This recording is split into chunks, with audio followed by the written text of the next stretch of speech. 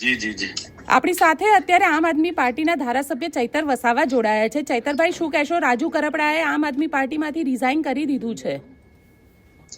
હાલમાં સમાચારના માધ્યમોથી મને પણ જાણવા મળ્યું છે.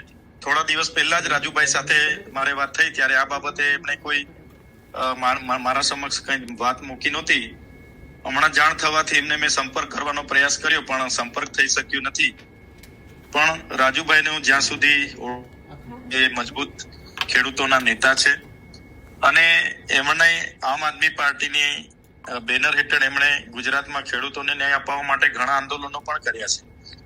એમાંની એક લડત બોટાદના કડદા પ્રથાને નાબૂદ કરવાની લડત છે, જેને કારણે હળદળમાં એમના પર એક કેસ થયો. 100 દિવસથી વધારે જેલમાં રહેવું પડ્યું અને કોઈ પણ વિપક્ષના નેતા અમારા જેવા ધારાસભ્ય બી જેલોમાં જાય છે ત્યારે ડરાવવાનો અને ધમકાવવાનો અને દબાણ ઉભું કરવાનો એ સરકારનો પ્રયાસ રહ્યો જ છે. ભાજપ એ જ નીતિ અપનાવે છે. એ પ્રકારે રાજુભાઈ પર પણ એમણે નીતિ અપનાવી હશે તો રાજુભાઈ પર એ નીતિના લીધે જ એમણે રાજીનામું આપ્યું હશે એવું હું માનું છું. તમને એવું લાગે છે કે ક્યાંક દબાવા ધમકાવાથી રાજુભાઈને અસર થઈ હોય એટલે જ આ કર્યું? હા, બિલકુલ. આમ આદમી પાર્ટીમાં રાજુભાઈનું માર્ગદર્શનથી આમ આદમી પાર્ટી બેનર હેઠળ ઘણા કાર્યક્રમો થયેલા છે. પ્રદેશના નેતાઓમાં એમણે સ્થાન પણ પાડ્યું છે. એમના પર કેસ થયા બાદમાં અરવિંદ કેજરીવાલજી, ભગવત માનજી અને પૂરી આમ આદમી પાર્ટીએ ગુજરાતમાં 1300 થી પણ વધારે સભાઓ કરી છે. 7 ઝોનમાં મહાપંચાયતો કરી છે. 80,000 થી વધારે તો સૈન ઝુંબેશો બધી વિસ્તારોમાં ચલાવ્યું છે. છતાં એમણે રાજીનામું આપવું પડે તો એની પાછળનું કારણ એ જ હોઈ શકે કે એમને ભાજપ દ્વારા પ્રેશર આપવામાં આવ્યું હશે અને એમાં એમણે રાજીનામું આપ્યું હશે. પણ એક વાત એવી પણ આવે છે કે રાજુભાઈ જે રીતે જેલમાં ગયા અને પછી આમ આદમી પાર્ટીએ એમને સપોર્ટ ન કર્યો, એમના પરિવારને સપોર્ટ ન કર્યો અને જે લીગલ લડાઈ લડવી જોઈતી હતી તે પ્રકારની લીગલ લડાઈ ન લડ્યા, એટલા માટે થઈને આ રાજીનામું એમને આપ્યું છે. ના, આમ આદમી પાર્ટી એમની સાથે જ હતી. તમે જોયું હશે સુદામણામાં કાર્યક્રમ થયો, બાદમાં આખા ગુજરાતમાં ન્યાય પંચાયતો થઈ, મહાપંચાયતો થઈ.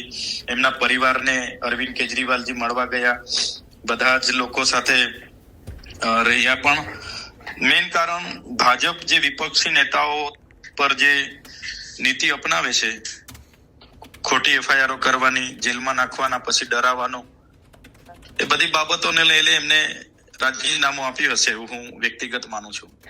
પણ ચૈતરભાઈ, અહીંયા બીજો સવાલ એ પણ ઉભો થાય છે ને કે અંદર આમ આદમી પાર્ટીમાં ડખા પુષ્કળ છે, અંદર ઝઘડા થઈ રહ્યા છે નેતાઓની વચ્ચે. ના, એવું કોઈ ઝઘડો અમારી વચ્ચે નથી. આમ આદમી પાર્ટી એક પરિવાર છે અને બધા જ અમે સાથે રહીને આગળ વધીએ છીએ. એટલે તો આમ આદમી પાર્ટી ગુજરાતમાં મજબૂત છે. કોઈ નેતાની અંદર ડખો હોય એવું આજ દિન સુધી મારા ધ્યાન પર આવ્યું નથી. પણ મેં કીધું એ પ્રકારે કે ભાજપ સામદામ દંડભેદ નીતિ અપનાવે છે. અમારા દાખલા તમે જોયા હશે. હા, એટલે મને તો પૂરો અનુભવ છે આ લોકોનો. એટલે હું તો સ્પષ્ટ જ કહેવાનો કે ભાઈ સામદામ દંડભેદ નીતિ સિવાય બીજું કઈ જ નથી.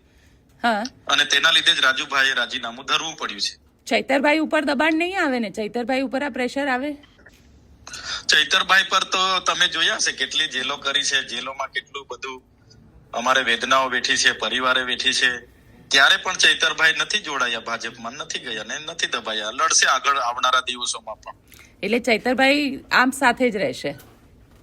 ચૈતરભાઈ આમ આદમી પાર્ટી સાથે જ છે ને આવનારા ભવિષ્યમાં પણ રહીને લડવાના છે આગળ. બિલકુલ ચૈતરભાઈ, અમારી સાથે વાત કરવા માટે આપનો ખૂબ ખૂબ આભાર. જી, ધન્યવાદ. સમાચારના માધ્યમથી મને જાણવા મળ્યું છે રાજુ કરપડાએ આમ આદમી પાર્ટીના તમામ પદ પરથી રાજીનામું આપી દીધું છે. ત્યારે મેં એમને સંપર્ક કરવાનો પ્રયાસ કર્યો પણ એમની સાથે સંપર્ક થયો નથી. હું જ્યાં સુધી રાજુભાઈને ઓળખું છું ત્યાં સુધી એ ખેડૂતોના મજબૂત નેતા છે. આમ આદમી પાર્ટીમાં રહીને ખેડૂતોના ન્યાય માટે અનેક લડતો એમણે લડી છે. એમાંની એક લડત બોટાદ કડદા પ્રથા નાબૂદ કરવા માટે એમણે હળદરમાં આંદોલન કર્યું. એ દરમિયાન એમને 100 દિવસથી પણ વધારે જેલમાં પણ રહેવું પડ્યું. ત્યારે આ ભાજપ સરકારની નીતિ રહી છે કોઈ પણ વિપક્ષના નેતાને ડરાવવાનું, ધમકાવવાનું, દબાવીને કઈ રીતના એમના તરફે લઈ જવું, કઈ રીતના આંદોલનને દબાવી દેવું, આંદોલનને તોડી દેવું, એ જ નીતિનો ઉપયોગ એમણે આ વખતે રાજુભાઈ કરપડા પર પણ કર્યો છે. જેના બસ થઈને રાજુભાઈ કરપડાએ રાજીનામું ધર્યું હશે એવું મને લાગી રહ્યું છે. જે પ્રકારે આમ આદમી પાર્ટીએ પૂરા ગુજરાતમાં ખેડૂતોની સાથે રહીને જે લડત આખી ઊભી કરી છે એ લડત આજે પણ આમ આદમી પાર્ટી લડે છે અને આવનારા દિવસોમાં પણ લડવા માટે આમ આદમી પાર્ટી કટિબદ્ધ છે.